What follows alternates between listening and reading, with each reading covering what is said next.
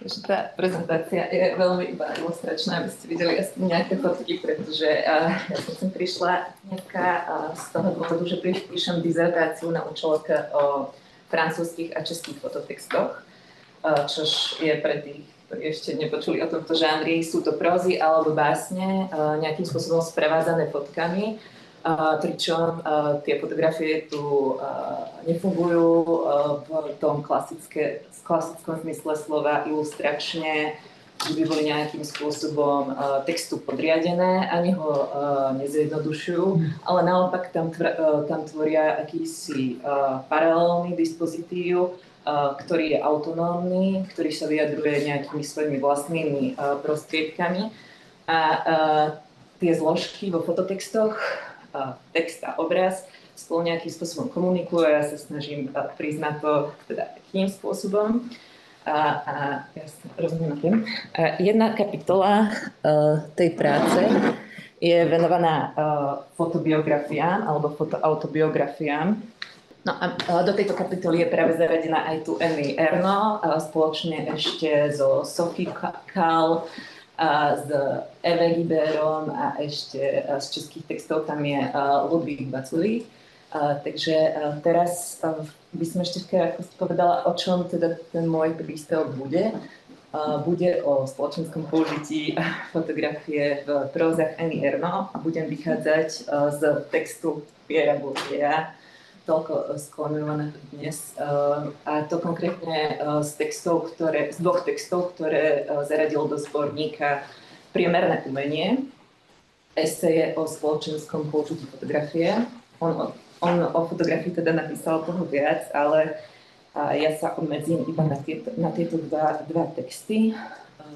A potom ako naštrtnem nejaké základné premisy týchto jeho teoretických prác, tak sa pokúsim ukázať, ako na tieto texty naväzuje Annie Ernaux, alebo aspoň si myslím, ako naväzuje, a potom následne interpretovať to, akýmto špecificky literárnym spôsobom vo svojich textoch pretvára.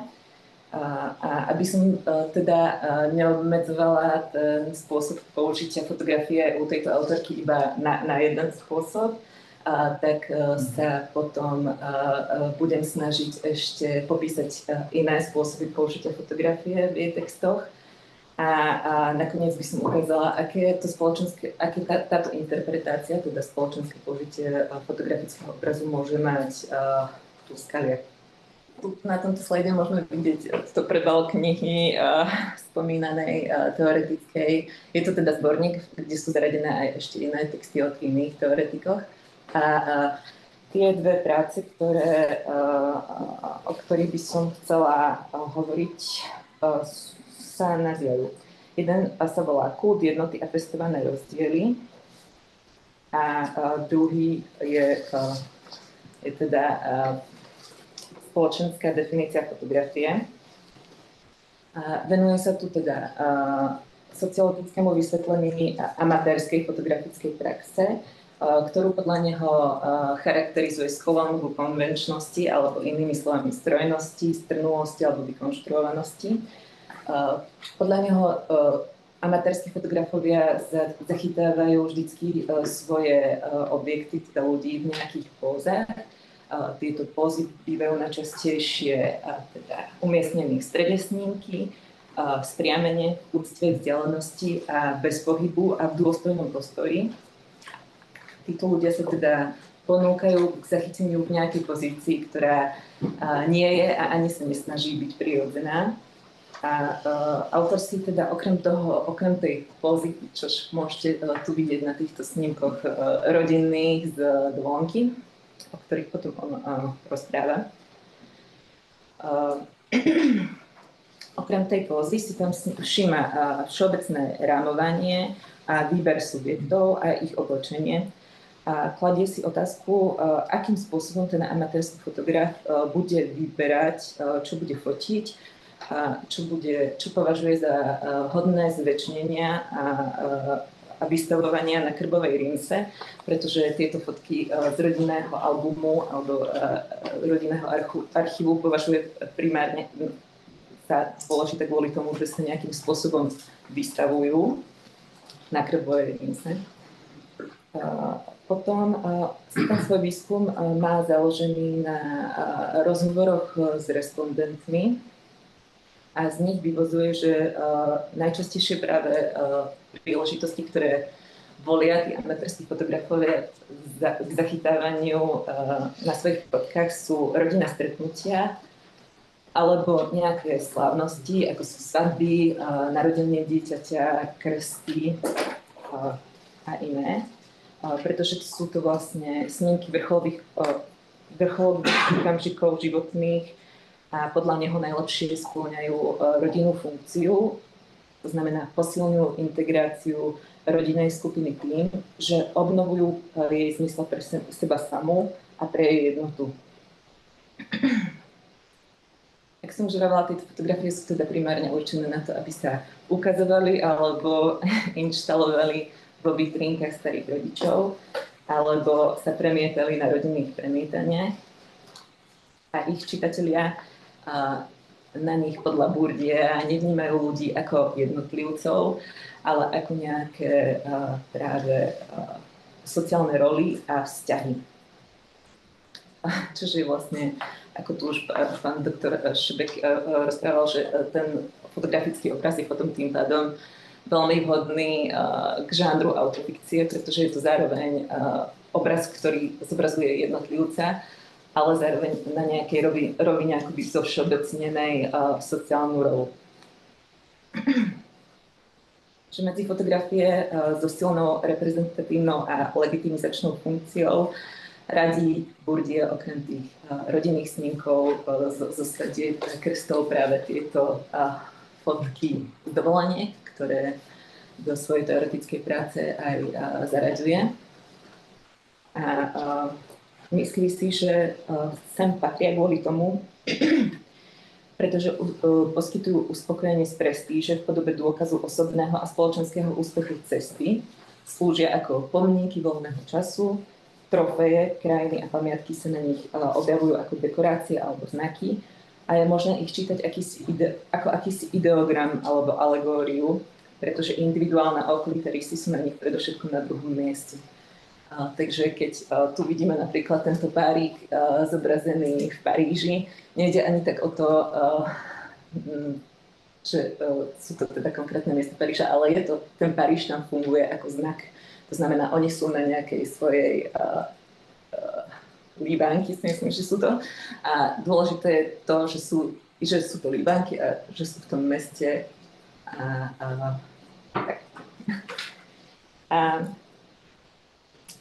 Fotografovaná osoba je teda umiestnená do prostredia, ktoré je predovšetkým dôležité pre svoju vysokú symbolickú vyťaženosť a ktoré je považované za znak. Sú tradičné vo výbore svojich objektov a momentiek a záberov a preto majú podľa Bourdieu vzťah ku pohľadnici. Podobné textuálne reprezentácie podobných snímkov nájdeme takmer vo všetkých dielach Annie Ernaux, počínajúc od miesta, ktoré sa tu už spomínalo, čo je novela, aj keď by to ona sama tak nenazvala, pretože nerada využíva klasické literárne žánre, či už román spomínaný alebo novelu. Ale skôr používa ten termín sociobiografia alebo socioautobiografia. Takže počínajúc miestom, tým textom miesto, nájdeme popis fotografií všetkých týchto vymenovaných textov a ďalších, pričom existuje ešte nejaký iný druh, nevyskysujú sa tam ako ekfráze, ale ako skutočne reprodukované snímky.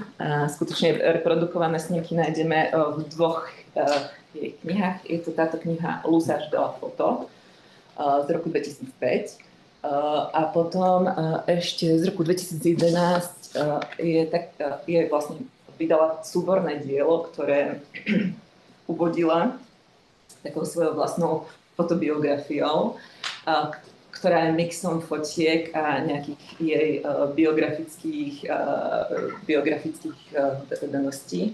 A tam sú tiež uvedené, reprodukované skutočné fotografie. Ale dovtedy, do toho roku 2011, a ona vlastne, tam potom čitateľ, keď to chytí do ruky, to súborné dielo, môže potom porovnávať tie skutočné fotografie s tými, ktoré sú iba textuálne evokované. Takže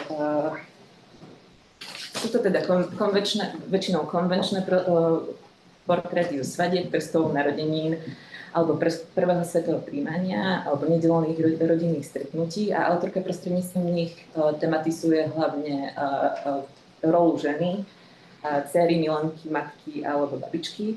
Na sociálnu podmienenosť týchto snímok vždycky upozorňuje tým, že používa pojmy ako scéna, predstava, koncepcia alebo konštrukcia. Je to napríklad z tejto knihy Roky, ktorá bola v roku 2002 preložená do slovenčiny a potom rok na to do češtiny. Napríklad svoju prvú fotografiu popisuje ako naranžovanú do obradnej scény príchodu na svet podľa vkusu drobnej buržoázie. Potom je to fotka školská z lícea, ktorú popisuje ako 26 koncepcií zaťažených úsudkami a pocitmi, ktoré v triede neustále odbiehajú. Potom je to fotoportrét s dieťaťom, ktorý, čože tá posledná citácia, koniec koncov tvorí časť konštrukcie, umiestňuje rodinku do trvania času a vytvára z nej opúkajúci dôkaz pre starých rodičov, ako som už vravela, aby si ich mohli umiestniť do vitrinky. Tento spôsob použitia fotografických obrazov teda súvisí s jej koncepciou, alebo zapadá do jej koncepcie písania socioautobiografie, ako som už spomínala. Je to nejaká predstava neosobnej autobiografie, zmesky fikcie teda, ale niečo napomedzi fikcie, histórie a sociológie.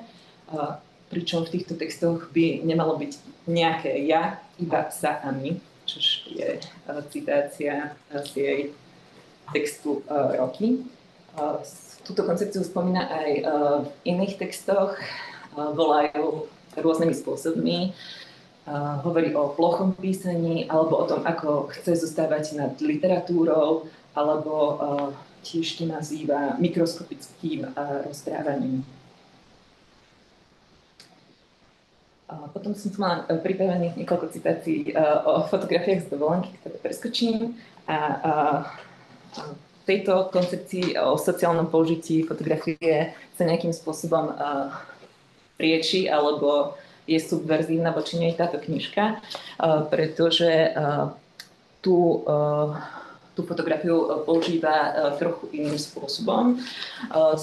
Je to teda kniha, ktorú napísala spoločne s Markom Marím a v špeciálnom období jej života, kedy trpela rakovinou prsníka. To znamená, že bolo to obdobie, v ktorom sa akoby odprostila od všetkých spoločenských funkcií na nejakú dobu, prestala sa starať o svoje deti, prestala vystupovať v tej svojej pozícii akoby spoločensky uznávanej spisovateľky, prestala sa angažovať, lebo ona je veľmi angažovaná a začala práve písať túto knihu, čo je fotodenník alebo fotobiografia a sú to vlastne zápisky sprevádzané týmito fotografiami vlastne s vrškou alebo oblečenia po milovaní. Ja som teda sa chcela nejakým výkladom dostať k tomu, že tieto fotky neslúžia na to, aby zobrazovali nejaké spoločenské role, ale naopak podľa mňa aj podľa ostatných teoretikov, ktorí už písali o tej knihe, slúžia ako zátišie, pretože tam vidíme určitú akoby časovosť toho, ktorá vystihuje tie akoby prázdne obaly ľudské, že je to vlastne nezachytiteľnosť toho okamžiku, ktorý už uplynul, ale potom ich tam aj prirovnávajú k nejakým klasickým výtvarným zátišiam, ako napríklad zvlečené zviera zavesené, čo je podžáner výtvarného zátišia. A je to takýmto spôsobom teda v prázdnote šiat sa ukazuje možná prázdnota budúca a jej tela. Takže už asi by som mala končiť. Takže na nejaké úskalia rada potom upozorním alebo porozprávam o nich v debate. Ak by vás napadali samotných nejaké úskalia spoločenského prístupu, tak budem rada, keď mi ich poviete. A tuto som mala ešte pripravený taký filmový kvíz, ale nebudem vás napínať. Jedna je fotografia z Vardovej filmu Šťastie a druhá fotografia je zo snímku filmového, čo sa volá One Hour Photo, alebo neviem, ako je to do češtiny presne preložené. A spomínam to kvôli tomu, pretože to veľmi dobre zachycuje ten obraz šťastnej rodiny a tematizuje to vlastne dosť strašidelným spôsobom. Tak vám ďakujem za pozornosť.